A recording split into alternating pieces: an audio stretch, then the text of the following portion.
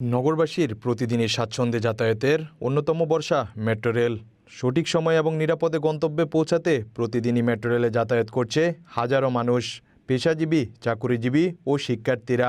তবে মেট্রো রেলে কর্তৃপক্ষের অব্যবস্থাপনায় নতুন করে ভোগান্তির সৃষ্টি হয়েছে। প্রথম দেখায় মনে হতে পারে এটি কোনো মার্কেট, কিন্তু এটি কোনো মার্কেট নয়। এভাবেই মিরপুর 10 মেট্রো স্টেশনের সিঁড়ির চারপাশের ফুটপাত দখল করে বসে পড়েছে হকার ও ভ্রাম্যমাণ দোকানিরা। এটি সংকুচিত হয়ে পড়েছে যাতায়াতের জায়গা, ফলে ভোগান্তিতে পড়েছে মেট্রো রেলে এই স্টেশন থেকে যাতায়াতকারী যাত্রীরা। ঘটছে মোবাইল, মানিব্যাগ চুরি সহ নানান ধরনের অপ্রীতিকর ঘটনা। যাতায়াতের প্রথমত সমস্যা হচ্ছে, কিছু চিন্তাই হচ্ছে। রাত্রে দেখা যাচ্ছে আমি বের হয়ে যাচ্ছি, যাওয়ার সাথে হয়তো অটো, আমার সামনে অটো রিক্সা আছে, আমি অটো রিক্সাতে উঠবো, কিন্তু তৎকালীন সময় দেখা যাচ্ছে আমার কোনো একটা মোবাইল অথবা মানিব্যাগ চিন্তা হয়ে যাচ্ছে। আমি একজন প্রতিবন্ধী মানুষ, আমার চলাফেরার জন্য একটু ইজি স্পেস দরকার, কিন্তু ইজি স্পেস অনেক সময় পাওয়া যায় না, কারণ মানুষের সাথে মানুষ মিশে হাঁটাচলা করে, যার কারণে আমাদের চলাফেরা করতে অনেকটা সমস্যা হয়ে যায়। বিপরীতে দোকানিরা উপস্থাপন করছে ভিন্ন যুক্তি। তারা বলছে তাদের কারণে কমেছে চুরি, ছিনতাই সহ নানান ধরনের অপ্রীতিকর ঘটনা।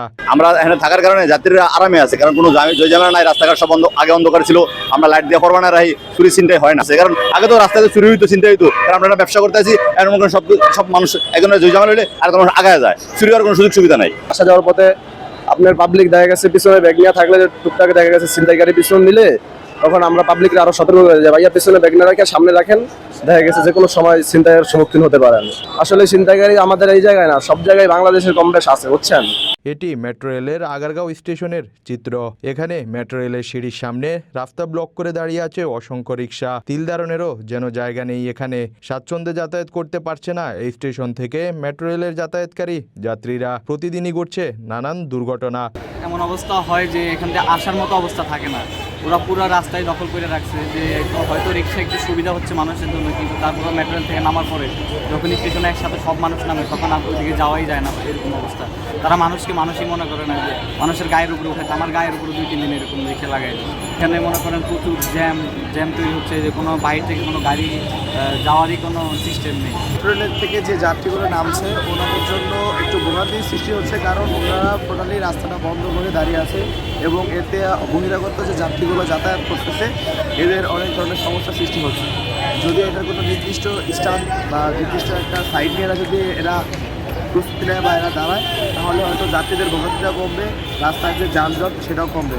অপরদিকে রিক্সা চালকরা দায় স্বীকার করলেও দোষ চাপাচ্ছেন একে অন্যের ওপর। অভিযোগ করতে যারা দাঁড়িয়ে গেছে, এখানে 2টা লাইন থাকলে হয়, কিন্তু কিছু ড্রাইভার আছে তাদের বললে বোঝাইও, এখানে কোস্টগার্ড সেনাবাহিনী ডিউটি করিও তারা এই সিরিয়ালে আসে না। তারা এটা এদের বিষয়। যাত্রীগণ থেকে আমরা রাস্তা সাইড দিয়ে সাইডে দিচ্ছি, প্রশাসনে আসছে, প্রশাসনে আমরা রাস্তা সাইড দিয়ে আমরা 2টা লাইন করে আউটে রিক্সাগুলো আছে, এটি ওরা জামালা করে। আমাকেও ব্যর্থতা দেয়, এগুলো অন্য রিক্সালাদের ব্যর্থতা। আমাকে 2টা লাইন দিয়ে দেয়, আমরা 2টা লাইনই থাকি। এই 2টা লাইন ছাড়া আমরা কোনো লাইন করি না। আমরা মাঝে মধ্যে এটা আমরাও রিক্সা খেতে রিক্সা লাগানোকে মারামারি লাগাই দেয়। সিরিয়াল গাড়ি নেই তো হইলে সমস্যা না। ওই যে সিরিয়াল দেয় না, এদিকে সিরিয়াল আছে, সিরিয়াল তুমি সিরিয়াল ঠিক আছে, এখন সিরিয়ালে 3 সিরিয়াল, এই সমস্যা বাজে। যাত্রীরা বলছেন কর্তৃপক্ষের সঠিক ব্যবস্থাপনায় কাটবে এই সকল দুর্ভোগ।